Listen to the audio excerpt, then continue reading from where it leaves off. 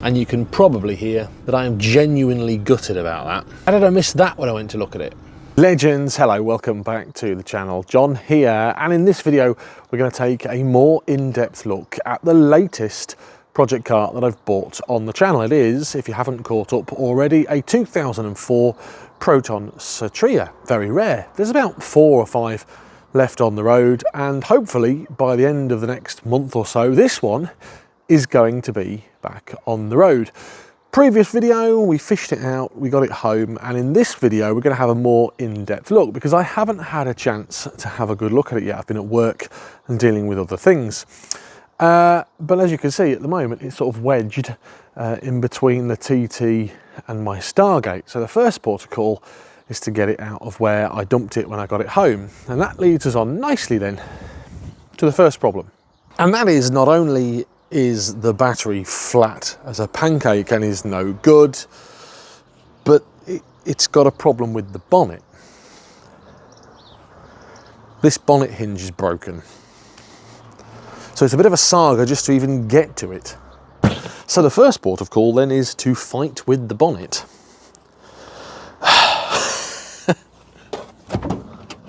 So I'm having to be really careful with this, not only lifting the bonnet here, but sort of pushing down at the corner here as well to make sure it doesn't catch this wing. You can actually see that there's a bit of a wibble there where it has been caught in the past. One of the first things I'm going to have to do with this car is either replace this bonnet hinge or weld that one.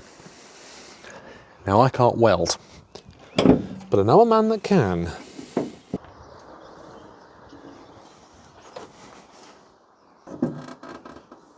I'm getting used to doing that now, but it's still not ideal. There you go, that is the first problem, and one of the things we've got to address really on this little Satria before we do nearly anything else. But at least now I can hook my jump pack up to it and hopefully reverse it out of the way. That does lead us on nicely then to the second problem, which is the battery. It doesn't look too old, to be honest with you. It's a Lion battery by the looks of things. It might be that I can take this off and put it on the charger and bring it back to life. Remember, the car's only been stood for about 6 months, but failing that, well, it's going to need a new battery. Tanya batteries are my go-to if you haven't already used them. But for the purpose of this video, well, let's just jump it off. Okay, well, I'm confident that it probably should start. Or not. I hadn't turned my jump pack on. Good. And that then leads me on to my third problem, which is this. It's got an engine warning light on. Now, I have spotted that there is an OBD socket under there, so we can plug it in. But that might be one of the first things we need to sort out. Oh. Oh no. Oh no, no, no. Oh, there's a mouse in it.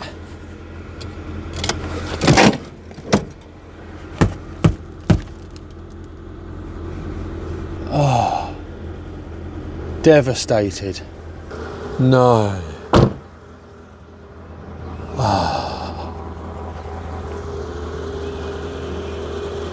Oh, I'm gutted. It can't have been like that. Now, I've just discovered something that I am absolutely devastated about. Literally sick to my stomach with. And part of me is thinking, is it new? Or did I miss it when I went to look at the car because there was all stuff in the back? There's clearly been something in there having a little munch at the seats. Let's take a look. Yes, I'm utterly devastated. I thought this was just, well, a little bit of rubbish in here, I think, when I went to have a look at it.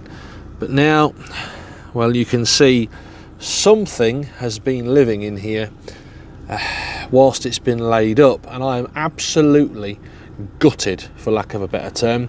This is all just like a wool material, so, well, my mum can fix that because she's so good at sewing and all this sort of stuff. Clearly something has had a little munch. That's not a major problem, stitching all that up, but the little bugger has gone onto here too.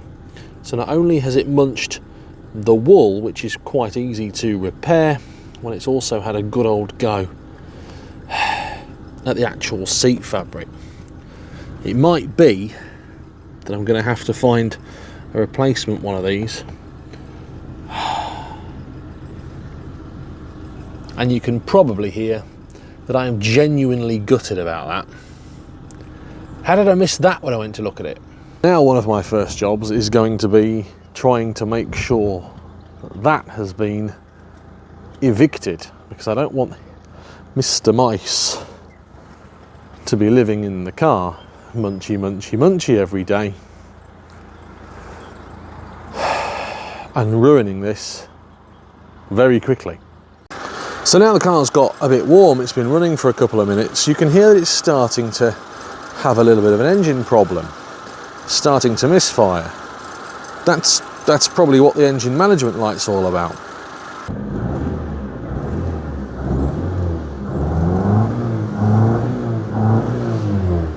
Well, it's really driving like an absolute bag of nails now.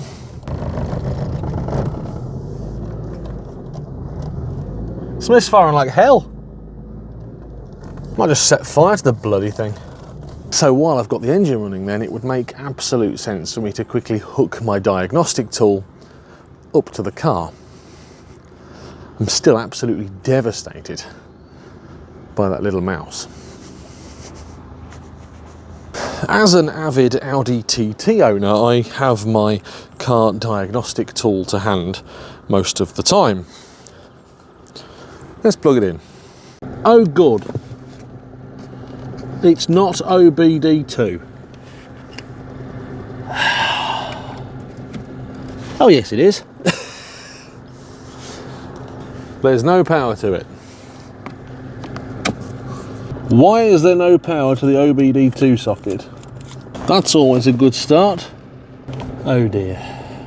Well, at the moment, I'm currently regretting my decision purchasing this.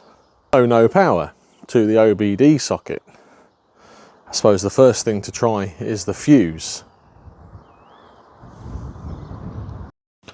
Now the fuse box flap is here, which has clearly been taped up at some point in its life. So some plastic welding and repair may also be needed. Okay, well actually I thought that was the fuse box, but it's not. It's a little sort of cubby coin holder. I can't see any reason why that would not stay up. I've given up fighting with this for now because I can't work it out, but that is also a problem. If anything, it might just be some black tape to fix it. My next theory is that the fuse box under the engine bay will probably power the OBD socket. I wish I had like a Hinge manual. The good news is I do have sort of service manual, owner's manual for the car, but not a workshop manual. I'm hoping the fuses will be in here.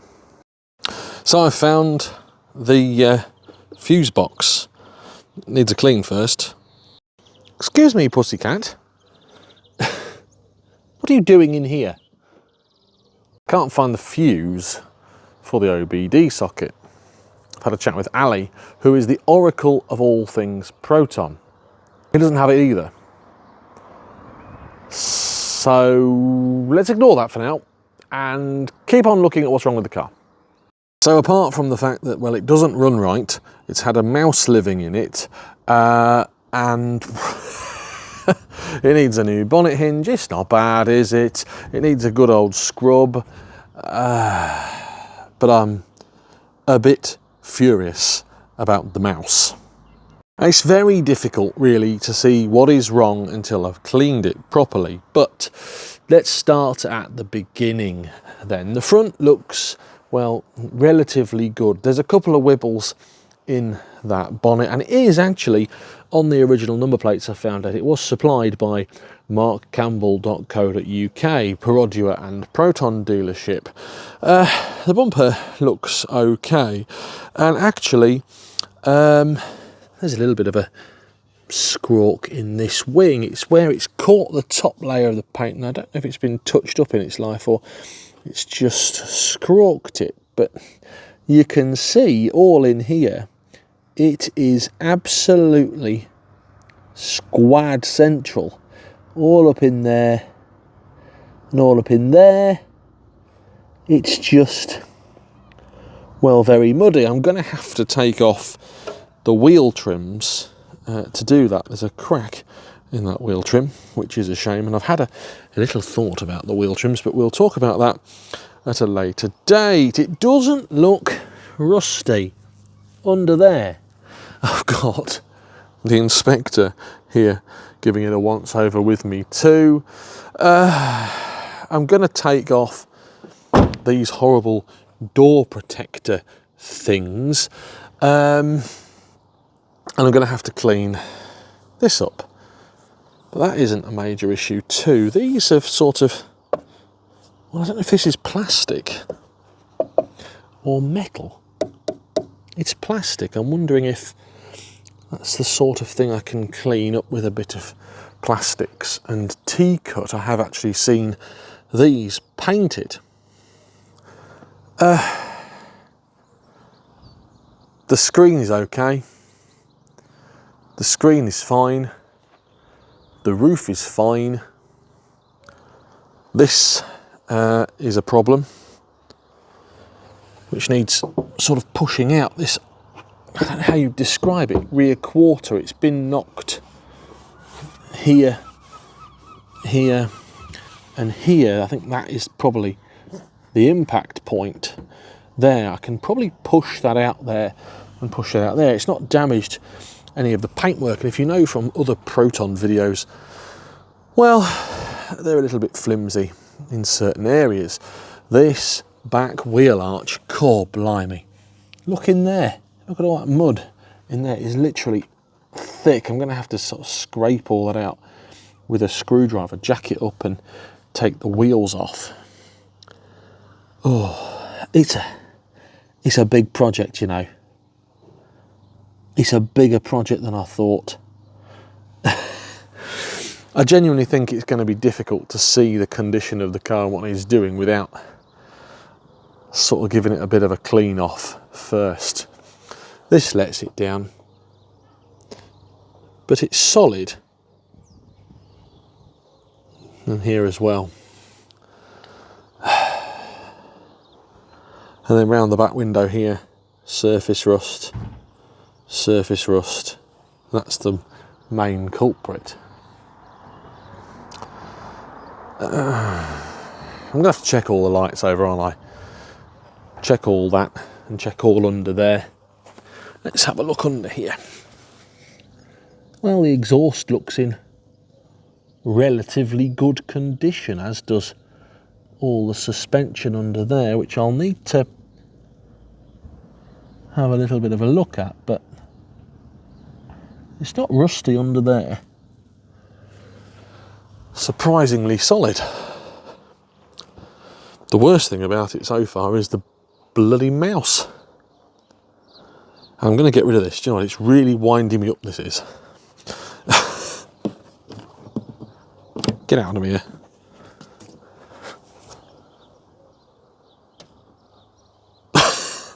Well, it just hit the car.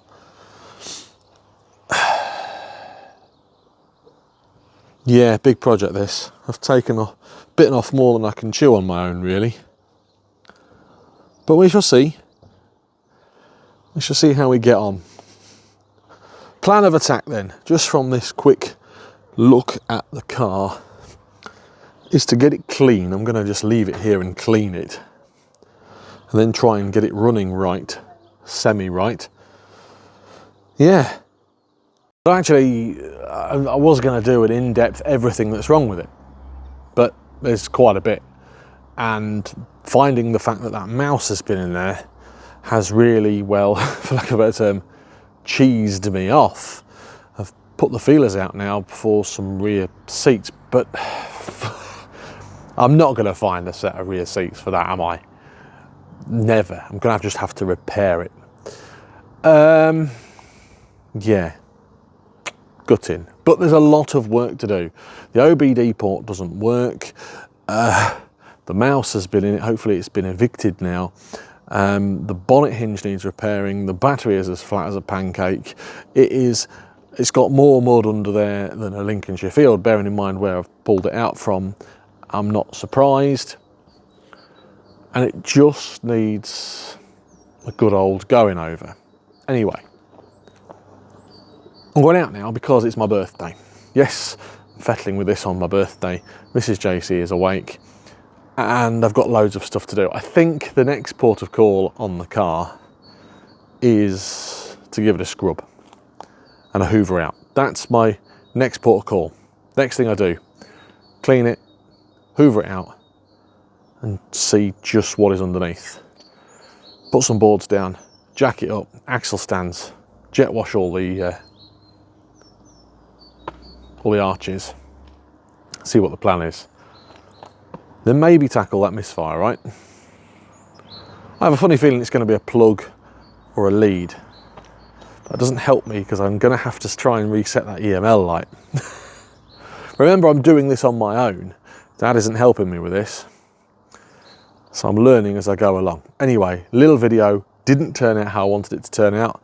You can hear I'm sounding deflated because I'm genuinely gutted about that rear seat. Yeah, anyway, little video on the Proton. Some things I'm going to have to address immediately before we do anything else. Till next time, have a great day. Thanks for watching. Comment down below if you could help out. See you later.